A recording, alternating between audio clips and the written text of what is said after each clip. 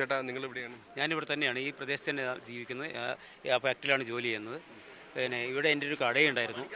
പിന്നെ അവിടെയാണ് വീട്, എൻ്റെ സ്വന്തം വീട് സ്കൂൾ റോട്ടിലാണ്. അപ്പോൾ അതിൻ്റെ ഭാഗമൊക്കെ പോയി കഴിഞ്ഞു. അപ്പോൾ ഞാനിങ്ങനെ ഇപ്പോൾ മുണ്ടക്കൈ പ്രദേശമായിട്ട് നല്ലൊരു ബന്ധമുണ്ട്. ഞാൻ പൊതുപ്രവർത്തനം നടത്തുന്ന ഒരാളും കൂടിയാണ്, CPM പ്രവർത്തകനാണ്. അവിടെ പിന്നെ മൊത്തത്തിൽ ആ പ്രദേശമൊക്കെ നന്നായിട്ട് അറിയാം. അപ്പോൾ ഇന്നിപ്പോൾ ഇവരെ കൂടെ ഒന്ന് സഹായിച്ച് കൊടുക്കാൻ വേണ്ടിയിട്ട് അങ്ങോട്ട് പോകുന്നുണ്ട്. പിന്നെ കാണിച്ചു കൊടുക്കാൻ, വീടുകൾ കാണിച്ചു കൊടുക്കാൻ പോകുന്നുണ്ട്, ചെയ്യുന്നുണ്ട്. ഏതായാലും പൂർണ്ണമായിട്ട് നഷ്ടപ്പെട്ടു ഭാഗമാണല്ലോ, ഇനി ഒന്നും ചിന്തിക്കാനില്ല അവിടെ. അതാണ് ഈ മുണ്ടക്കൈ നമ്മൾ പോയി കാണുമ്പോൾ ഒരു പൊളിഞ്ഞു കിടക്കുന്ന ഒരു മസ്ജിദും ചെറിയൊരു കടയൊക്കെ മാത്രമാണ് നമുക്ക് കാണുന്നത്. തൊട്ട് മുകളിലൊരു 4-5 വീട് മാത്രം. അവിടെ ഏകദേശം എത്ര വീടുകളൊക്കെ ഉണ്ട്? അവിടെ ഏകദേശം 156 വീടാണ് മുണ്ടക്കൈ ആ പ്രദേശത്തുള്ളത്. 156 വീട്. അതിൽ 82 വീട് പൂർണ്ണമായി തകർന്നു കഴിഞ്ഞു.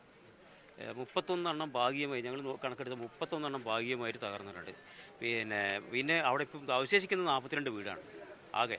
പിന്നെ എസ്റ്റേറ്റ് ലൈൻസുകൾ കൂടാതെ, ലൈൻ എന്ന് പറയുമ്പോൾ പാടി കൂടാതെ 42 വീടാണ് ഇപ്പോൾ അവിടെ നിലവിലുള്ളത്. ബാക്കിയൊക്കെ തീർന്നു. 42 വീട് 82 വീട് പൂർണ്ണമായിട്ട് തകർന്നു പോയി, ഒന്നുമില്ല. അതിൽ ഒരുപാട് ആളുകൾ ഉണ്ടായിട്ടുണ്ട്. കുറേ ആളുകളും അങ്ങോട്ടും ഇങ്ങോട്ടും മാറിയിട്ടുണ്ട്.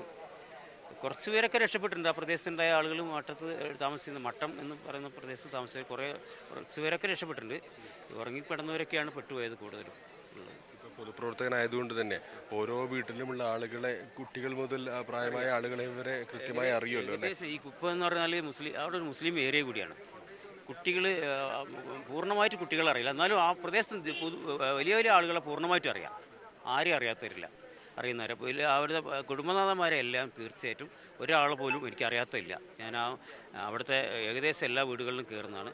കുട്ടികൾ ഈ പറഞ്ഞ പോലെ പ്രസവിച്ചെടുക്കുന്ന കുട്ടികളടക്കമുണ്ട്. അപ്പോൾ അങ്ങനെയുള്ള കുറച്ച് പ്രയാസമുള്ള അറിയാത്തത് ഉണ്ടാവുള്ളൂ. ബാക്കിയെല്ലാം ഏകദേശം അറിയാം. നിലവിൽ ഈ വിവരങ്ങളൊക്കെ നിങ്ങൾ കൈമാറിയിട്ടുണ്ട് അല്ലേ? ഏതാ നിലവിൽ ഈ വിവരങ്ങളൊക്കെ കൈമാറിയിട്ടുണ്ട്? എല്ലാ പല ചാനലുകളിലും നമ്മൾ പറഞ്ഞിട്ടുണ്ട്, കാര്യങ്ങൾ എല്ലായിടത്തും ബോധ്യപ്പെടുത്തിയിട്ടുണ്ട്.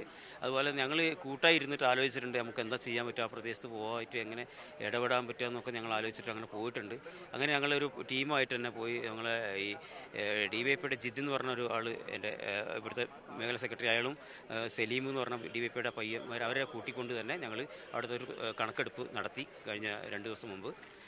അതൊക്കെ കൃത്യമായിട്ടുണ്ട്. ഈ മരണസംഖ്യ കിട്ടാൻ, എന്ത് പറഞ്ഞാലും മരണസംഖ്യ കിട്ടണമെങ്കിൽ ആ കുടുംബവുമായി ബന്ധപ്പെടുന്ന ആരെങ്കിലും എവിടെയെങ്കിലും താമസിക്കുന്നവരുണ്ടെങ്കിൽ അവരെ ബന്ധപ്പെടുത്തിയാൽ മാത്രമേ നമുക്കത് പൂർണ്ണമായിട്ട് എടുക്കാൻ പറ്റുള്ളൂ. ഇവിടുന്ന് ഊഹാഭോഗങ്ങൾ പറഞ്ഞിട്ട് ഇത്ര ആളുണ്ട് അത്ര ആളുണ്ട് അത് പറഞ്ഞിട്ട് കാര്യമില്ല. എന്ത് പറഞ്ഞാലും അവസാനം ഫൈനലായി കിട്ടണമെങ്കിൽ ആ വീട് എനിക്കറിയാം, വീട് പറയാം, ആ വീടിൻ്റെ ആളെ വീടാണ്, ആ വീട്ടിൽ ആരെങ്കിലും ഉണ്ടോ എന്ന് അന്വേഷിക്കുക. എന്നിട്ട് അവരുടെ അടുത്ത് നിന്നും അവിടെ എത്ര ആളുണ്ട് എന്നുള്ളത് അവർക്കറിയാലോ. ഒരു ഫോൺ ചെയ്തും കാര്യങ്ങളും സംസാരിച്ചിട്ടുള്ള പലരും പഠിക്കാനും ജോലിക്ക് പോകും. ആ പ്രദേശത്താണെങ്കിൽ ഏകദേശം ഉള്ളവരൊക്കെ ഗൾഫിലാണ് മിക്ക ആളുകളും. ഇപ്പോൾ മരണം അറിഞ്ഞിട്ട് ഇപ്പോൾ അവിടെ ഒരു നൗഫൽ എന്ന് പറഞ്ഞൊരു കുടുംബം, 16-17 പേരുള്ള ഒരു കുടുംബം പൂർണ്ണമായിട്ട് പോയി. കുഞ്ഞുമൈദീനാണ് അവരുടെ കുടുംബം. അതിൽ ആ നൗഫൽ മാത്രമേ ബാക്കിയുള്ളൂ. അയാളവിടെ വന്നിട്ട് കരഞ്ഞുകൊണ്ട് പറഞ്ഞാൽ, ടൗണിനോട് ചേർന്ന ടൗണിൽ തന്നെയാണ് അവരുടെ വീട്. ഈ മുണ്ടക്കൈ ടൗൺ എന്ന് പറഞ്ഞാൽ പള്ളിയുടെ നേരെ ഓപ്പോസിറ്റായിട്ടാണ് അവരുടെ വീടുണ്ടായത്. അങ്ങനെ കുറേ ആളുകളുണ്ട്. അപ്പോൾ അങ്ങനെ വിട്ടുപോയ ആളുകൾ എവിടെയെങ്കിലും പോയവർ തിരിച്ചു വന്നാൽ തീർച്ചയായിട്ടും അവർക്ക് കഴിയുള്ളൂ. അല്ലാതെ നമ്മൾ ഇവിടെ നിന്നിട്ട് എന്ത് പറഞ്ഞാലും ഈ കുടുംബത്തിൽ ആരെങ്കിലും ബാക്കിയില്ലാത്ത കുടുംബങ്ങളിൽ തീർച്ചയായിട്ടും അവരുടെ ബന്ധുക്കാരുണ്ടാവും. നമുക്ക് ആ ബന്ധുക്കളെ വിളിച്ചാൽ മനസ്സിലാക്കാം. ഇപ്പോൾ ഈ മുണ്ടക്കയിൽ 140-ലധികം വീടുണ്ടായിരുന്നു എന്ന് പറഞ്ഞു. എത്ര വീടാണ് ഇപ്പോൾ അവശേഷിക്കുന്നത്? 185 വീട്.